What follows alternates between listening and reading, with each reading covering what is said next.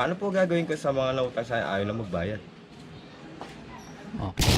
Itanong mo kay Buko.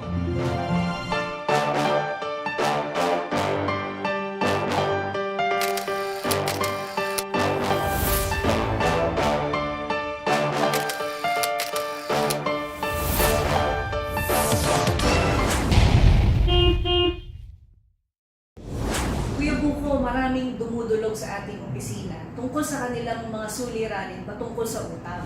Kaya itong episode po na ito ay nakalaan upang sagutin namin yung ilang katanungan ng ating mga kababayan patungkol sa problema nila sa utang. Okay, Kuya Buko. Una, ano ba yung mga uri ng utang?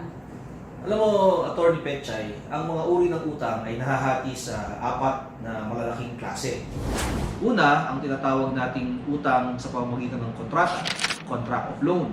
Karaniwang mayroong written contract, promissory note, may collateral o maaari ding wala. Pangalawa naman na klase ng utang ay yung tinatawag nating 5-6. Yung bang mas malaki pa ang interest kaysa sa principal.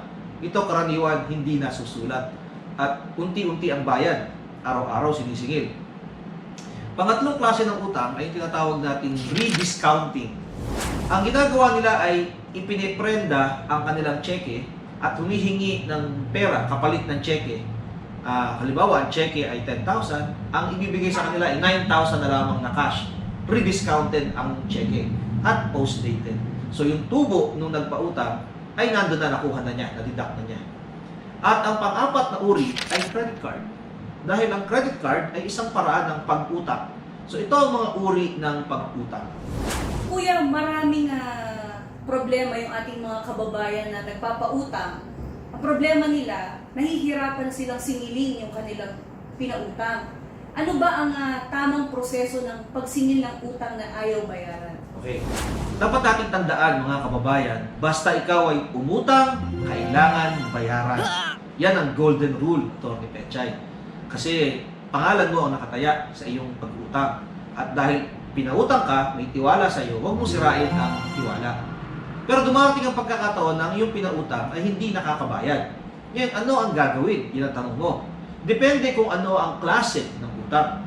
Kung ang klase ng utang ay may collateral, may nakasanla, mayroong panakip, o pwedeng habulin. No? Ang tawag doon ay foreclosure nung nakataya, no? Nakaprenda. Halimbawa, lupa, gamit. Siyempre, kailangan mo nang magpadala ng demand letter, no? Para masabi sa kanya na panahon na para magbayad. Pag hindi ka nakabayad sa panahon na ito, ay iilitin ko ang ipinrenda mo sa akin. Pangalawang klase ay kung 5-6. Ito ang problema sa 5-6, Pechay.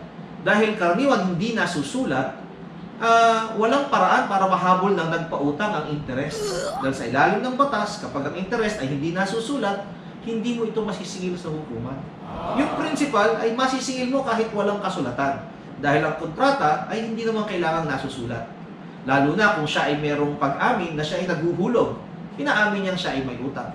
Ang kailangan dito, lalo na kung kayo magkabarangay, idulog mo muna sa barangay. Kung ito ay less than 200,000 sa probinsya at 400,000 naman sa Metro Manila, MTC lang ang pagdulog mo. Doon ka lang magsasampa sa Municipal Trial Court. Meron din tinatawag na small claims. Kapag ang utang ay 100,000 pababa, pwede mo nang idiretso sa hukuman, walang abogado. Isang araw lang ang hearing. Meron lamang form yun na iyong pipilapan. Ipapatawag ng korte yung umutang, paghaharapin kayo, meron lang din siyang isang araw para sagutin. Walang abogado, kayong dalawa lang at ang hukuman. So yan ang small claims. Kung may cheque naman na in-issue, yung umutang sa iyo at tumalbog ang cheque, kailangan magpadala ka ng sulat, notice of dishonor, sa loob ng 5 araw mula sa pagtalbog ng cheque. Kailangan sabihin mo sa kanya na yung cheque mo, bilang bayad mo sa utang mo sa akin, ay diniposito ko ayon sa ating kasunduan at tumalbog. Dahil dito, ito ay paglabag sa Bouncing Checks Law o ang BP22. Kailangan may sulat at kailangan may katibayan ka na yung sulat ay natanggap nung umutang sa iyo. Panghuli, credit card. Kapag ikaw ay hindi nakakabayad sa credit card, ang credit card company karaniwan ay pinapadala ka ng demand letter. Pag hindi ka pa rin nagbayad, kung may deposito ka sa bangko kung saan ka kumuha ng credit card, automatic yon na ia-apply. Babawasan nila ang deposito mo at ibabayad doon sa utang mo sa credit card.